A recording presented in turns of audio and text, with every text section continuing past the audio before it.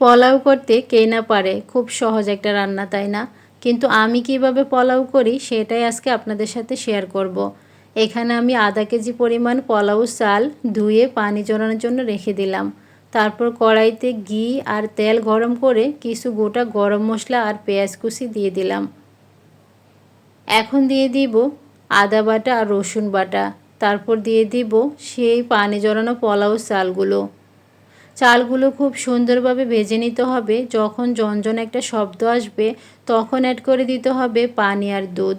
আধা কেজি চাল নিয়েছি তাই 1 কেজি পরিমাণ পানি দিলাম। 1 কেজি পানি থেকে 1 কাপ পানি আমি উঠিয়ে রেখেছি দুধ দিব বলে। এখন আমি দিয়ে দিলাম কিছু গ্রেট করা গাজর। পানির পরিমাণটা অবশ্যই ঠিক রাখতে হবে, তাহলে পোলাওটা খুব সুন্দর ঝরঝরে হবে। যখন পানিটা গা চলে আসবে তখন নাড়াচাড়া করে অ্যাড করে দিতে হবে কিছু আস্ত গোটা কাঁচামরিচ ফ্লেভারের জন্য। তারপর এটাকে দমে রান্না করে নিতে হবে। গাজর দেওয়ার কারণে পোলাওর কালারটা খুব সুন্দর আসে আর দুধটা দেওয়ার কারণে খুব ভালো টেস্ট আসে।